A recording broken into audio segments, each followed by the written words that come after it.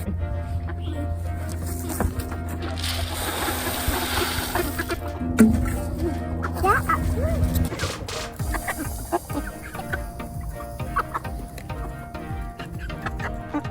everyone, welcome back to Caesar's Homestead. And today I want to go ahead and share a video with you all, an instructional video on homesteading here. We've been doing this for quite a while, a few years, and we're actually former city folk. We moved out here to the country and we've started doing homesteading a few years back and been doing it ever since, been loving it ever since. And I'm really surprised about how simple it is to actually get started and to actually do homesteading every single day, you know, kind of getting used to that culture and that lifestyle. And so I want to go ahead and make a video for you all today on the very first animal that you should go ahead and invest in for your taking care of on your homestead, your very first animals to start taking care of here. And this is going to be a instructional guide, complete guide on this animal.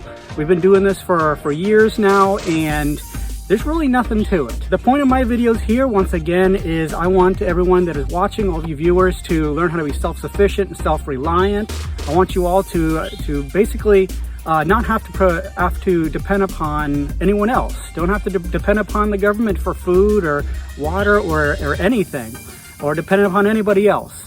I want to show you guys how you can do it yourselves to at least provide most of your food and most of your well-being for your family right there at home without having to rely too much upon going outside of your land or to anybody else. That number one animal that you should get started with, this is the easiest animal to take care of that will actually produce more for you than most farm animals will, and that is the chicken. Now, yes, it's chicken, but there is a certain type of chicken that I'm recommending.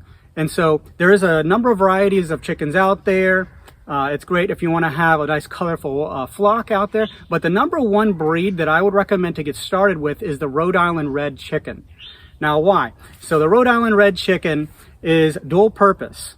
It is for eggs, for meat, and it also serves a purpose, as all chickens, is it'll till your garden.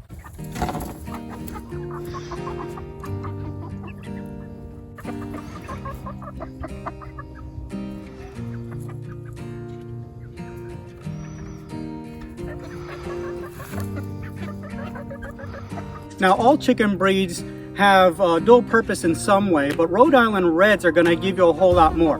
So Rhode Island Reds are going to not only do all the other things that chickens do, you know, the tilling, laying eggs, and reproducing and things like that, but the Rhode Island Reds will actually produce large eggs, and sometimes you'll actually get the double yolk in there. So they will produce large eggs for you. The Rhode Island Reds will actually lay just about every day, where some breeds they stop at some point and they don't lay every day. The Rhode Island Reds will. I've been doing Rhode Island Reds for years. These right here are almost at laying time. They got about another, I'd say about another month or so, maybe a month and a half before they actually start laying. And so these right here will lay every day, and chickens will typically lay for about 3 years. And then they'll slow down dramatically. They will lay throughout their lives, but they will slow down dramatically at about 3 years. They are also a meaty chicken as well. So Rhode Island Reds can be dual purpose in meat as well. So you'll be able to get eggs and meat out of these birds. These right here, they will get a little bit meatier than most chickens. Black Australops are good as well, but Rhode Island Reds will lay a whole lot more often, and they will get about the same size. So they will be large for possible meat in the future if you'd like to, and they will give you large eggs. And these chickens right here, we'll say about the same dual purpose as the other chickens, as they will till up your garden in addition to those things. So they're going to till up a garden, they're going to till up an area. Like right now, if you see them, they're going ahead, they're walking around, they're eating from the ground, they're scratching, they're doing everything that chickens do. And they will help till your garden as well. This kind of goes along the lines with the very first animal that you should buy, because chickens will till up your garden, they will clean it up, they will eat the weeds, they will scratch the weeds out, and they will clear that land for you and turn it into like just scratched up tilled dirt for you when you want to have a garden. Now, one other thing I want to say about Rhode Island Reds, when you're having them out in your garden or so, I do recommend that if you're not going to have them in a coop like this, you have them within an electric fence, and this is for all chickens as well. Now, there are certain breeds that I've had that were bigger troublemakers than others, Barred Rocks being one of them. Barred Rocks were big troublemakers. They would always get out. They would always be roaming and doing whatever the heck they wanted. But my Rhode Island Reds would always stay. So when I get these guys into a fenced-in area in about a month or so, I'm going to put them in the garden and get them all fenced in so they could continue to clear that up for me for the spring. These ones right here, the majority of the time, they will stay within that electric fence. They will not try to get out. They're pretty docile. They're just pretty well-natured types of chickens. So they're not going to cause a lot of trouble like certain breeds did for us. You guys can choose how you'd like to raise them up, but I keep the pullets inside of the coop for quite a while to train them in there, to keep them used to that environment, so that when I do get them into a fenced-in area, they'll know exactly where to go back to. This is what they're used to. They know this is their home. They'll just go up on their perches at night so that they can just sleep inside and not perch on top of the coop. One of the mistakes that people make when raising chickens is they don't train them inside the coop long enough, and they will just go ahead and let them roam free. And at night they'll come out to put them up, and they'll find the chicken sleeping on top of the coop, or out on the pasture wherever they have the mat, or under a tree. You don't want that, because when that happens, they're susceptible to being taken by predators, and it will happen. Every single animal wants to eat chicken except for an herbivore. Okay, so and your dogs do too. I don't care how sweet they are, your dogs will kill the chickens. They will eat them, they will kill them, they will do whatever they can. So you want to protect your chickens. You don't want them to die. You need to train them in here for quite a while. I actually do it for a couple months. I have them in here and I move them around. They get new grass every 2 days or 3 days or so, because I have them turn the area that they're in into dirt first, so they could be ready for planting in the spring. So up here, we're gonna have a garden up here, and we're gonna have our garden in the traditional area that you guys seen on previous videos as well. The next thing that these chickens are good for, and these are for all chickens, and this is why I recommend them to be the first animal, is wherever you're moving them, they are dropping a large amount of fertilizer. As you can see, all of their droppings here, all of the white droppings. So they're tilling the ground. As you can see, that this is all dirt here. This was grass. They scratched up all the grass, they tilled it up, they scratched it up, and now it is mostly dirt, and they are ready to be moved again tomorrow. We may even do it tonight. But right here, they are fertilizing as they're going.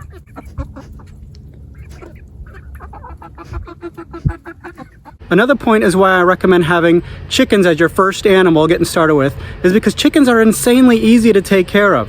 Very, very easy. They practically take care of themselves.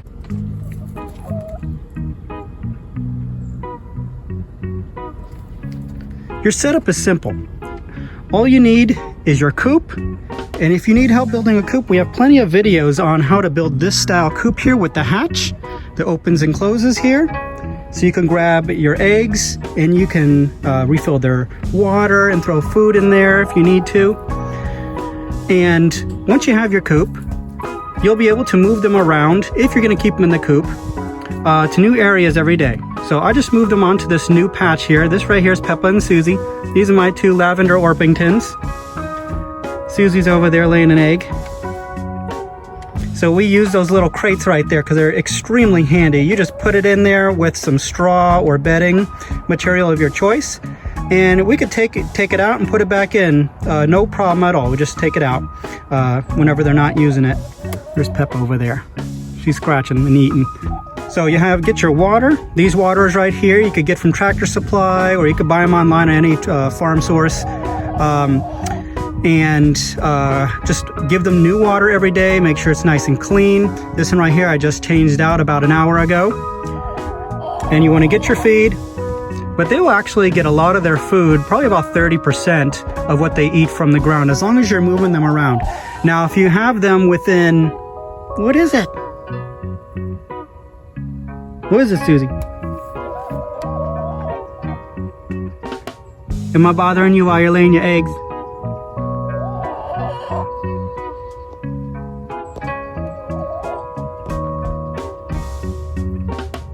Okay, I'm sorry. Now right here is my traditional garden area. As you can see, most of it is dirt. There is some green back there, and this is where the chickens are going to be going next. And I also move my rabbits as well. But the chickens are going to be the ones that actually do the tilling to get all that up. The rabbits will eat the grass. The chickens will actually do it all. They'll scratch it all, they'll eat it all. So they're going to be doing most of that. So they did most of this here. As you can see, this is mostly all brown dirt. But you can see behind me out there, it's nice green grass. Okay, you see the difference?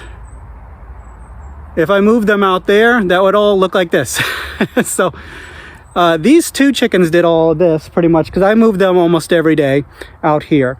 But if you have a huge flock, they will take care of this whole entire garden area in no time. So one of the great things about having the chickens, like I said before, is they will get a garden ready for you in the spring. Anytime's a great time to get chickens. But you definitely want to have them in place in the area where you're going to garden, at least a month or two before you actually start planning to garden. Not when you actually put in the ground, when you start planning, because you don't want to put anything in the ground as soon as you took the chickens off, because their manure is very, very hot and it'll kill whatever you put in the ground.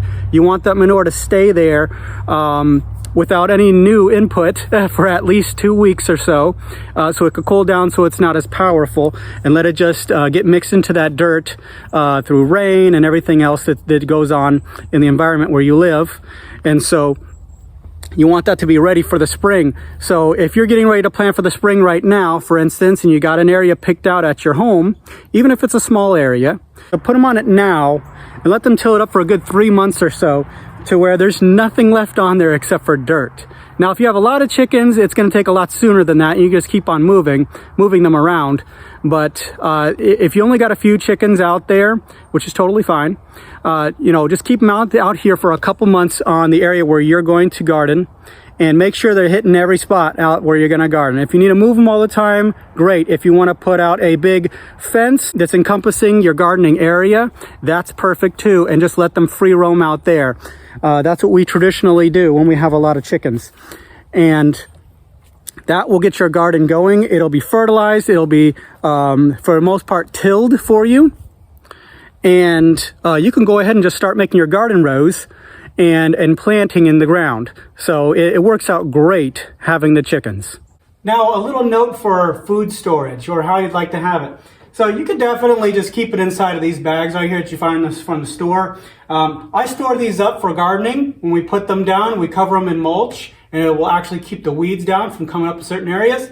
That'll be another video, but that's why I keep the bags. But what you can do, my wife Maria came up with a really good idea.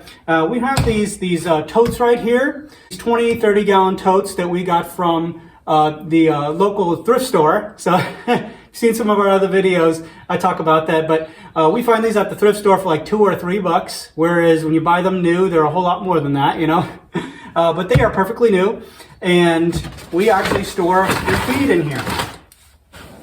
We store all their layer feed. And so these just stay right here in the garage. We come out here and we scoop it out and go to give it to the chickens. These right here are the pellets, the egg layer pellets that you could buy from the store. And in this other one right here, it'll change from different things. This will either be feed for chicks, a chick starter, or it'll be for meat birds. Right now, this is the chick starter that we have in here because we are starting to raise some baby chicks back there. However you'd like to store your food, that's up to you, but these work out awesome. This is a great idea. Just go to your thrift store. You will find these everywhere you go. People are always bringing these to the thrift store. So get a couple of these and store your food in them, and make sure it has the top of it.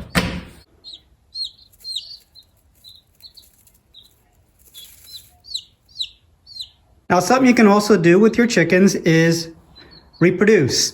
So if you have a rooster in your flock, which I highly recommend, they will fertilize the eggs from the hens, and you can put them in an incubator, or if you find a really good mama hen that's inside your flock, she will actually hatch them herself. So we're incubating some eggs now, and these are the first 2 that hatched out. And as you can hear, they're in there talking. These right here are our first 2 that came out, and they will grow up and be our new egg layers. Now, one last thing to talk about here is how to buy them and where to buy them. So there's a couple different options for you. You can either go to your local farm supply store. Most people know Tractor Supply, but there are others. And they will, in the spring, I'd say around March or April, they will actually have out all the chicks that you could pick from out there. Go ahead and grab yourself some Rhode Island Reds or whatever breed you'd like to have. But definitely for an interest of this video and teach you guys how to get everything you can out of a chicken, get the Rhode Island Reds. They will produce more for you than anybody else all across the board. And so you can either get them from the farm supply stores, or you can go to the online hatcheries. And there's a number of them out there. You could go ahead and do some research on yourself. Meyer is one that we use, but there are many out there. Online, when you order it, they will ship them to you. They'll be about a day or 2 old.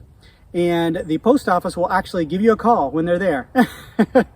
You'll hear the chirping in the background of the post office when you come in to pick them up. We've done it both ways, and it's worked out perfectly fine each way. I hope that this has helped you take another step to self-sufficiency and go ahead and starting homesteading, or just getting some land and doing some things that you may not be doing out there in the city or in your neighborhood that you're at, that you may not be able to do. That's about it. Chickens should be your #1 animal to bring upon your land or your homestead when you get started with homesteading, because they are super easy to take care of. You come out here for about 10 minutes in the morning, move them, feed them, give them their water, and that's about it. They'll take care of themselves. Well, thank you so much for watching. I hope that if this was helpful to you, that you'll think about subscribing to our channel and consider subscribing to our channel. And we thank you so much. We'll bring you much more content on this in the future, as we will be growing this spring with new animals, new land projects, and the chickens have quite a bit of work scheduled for them in our growing areas that we're going to be starting. Well, thank you so much, and I'll see you in the next one.